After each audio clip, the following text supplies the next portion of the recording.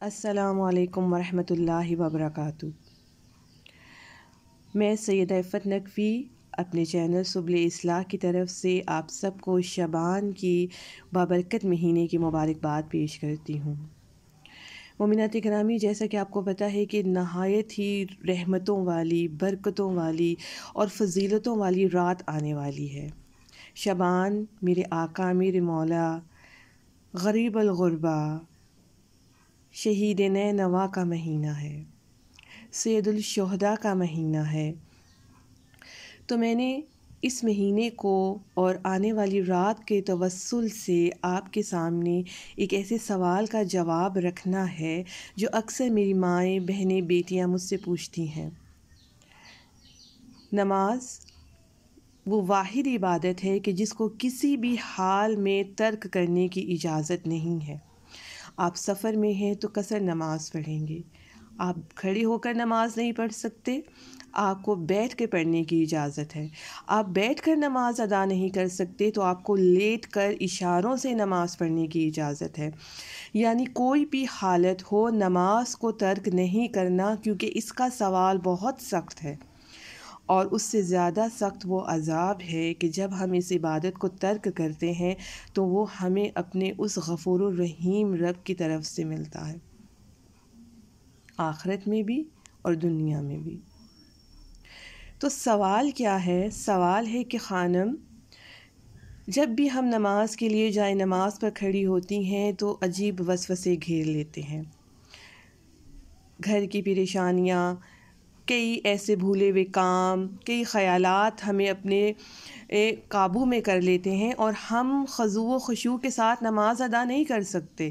تمام تر بھولے بھٹکے خیال ہمیں بے چین کرنے لگتے ہیں اور ہماری جو توجہ ہے وہ بھٹکنے لگتی ہے۔ کیوں؟ کیونکہ نماز وہ واحد عبادت ہے کہ جس وقت خدا کا عبد جائے نماز پر کھڑا ہوتا ہے تو معبود اور اس کے عبد کے درمیان کوئی تیسرا نہیں ہوتا۔ تو شیطان کیسے یہ چاہے گا کہ اس کا عبد اس کی طرف رجوع کرے اور دل و دماغ کو حاضر و ناظر جان کر اپنی تمام تر پریشانیوں کو اپنے رب کے سامنے بیان کر دے۔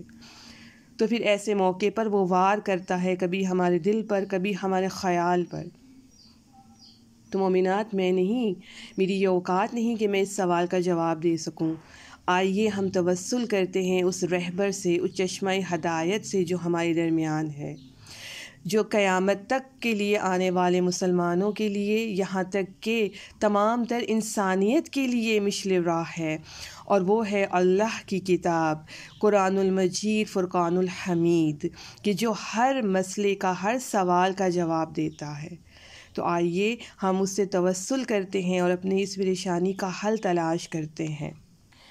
جب میں نے اس سوال کے لیے قرآن کو کھولا تو صدا آئی، بسم اللہ الرحمن الرحیم، ربنا لا تزغ قلوبنا بعد إذ هديتنا وهب لنا من لدنك رحمة إنك أنت الوهاب، صدق اللہ العلی العظیم۔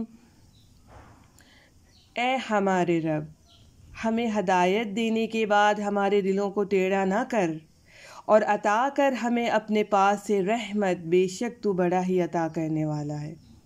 جی مومنات گرامی، سورہ آل عمران چھپا ہوا ایک موتی ہم نے آج تلاش کیا ہے کہ جس میں ہم اپنے رب سے اپنے ایمان کی سلامتی اور استقامت کی دعا کرتے ہیں کہ اے رب العالمین، تو ہمیں استقامت عطا کر، کیونکہ تو ہی تو عطا کرنے والا ہے۔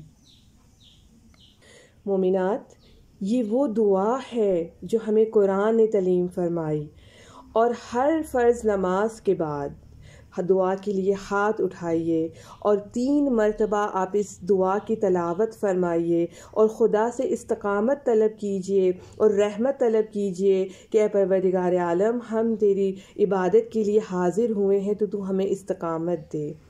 تو انشاءاللہ تمام وسوسوں سے، تمام خیالات سے آپ کا ذہن، آپ کا دل پاکیزہ ہو کر اپنے رب کی جانب رجوع کرے گا انشاءاللہ۔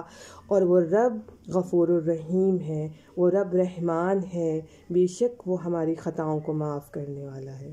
اپنی دعاؤں میں یاد رکھیے گا۔ اللہ آپ کا حامی و ناصر ہو۔ اجازت دیجیے گا۔ اللہ حافظ۔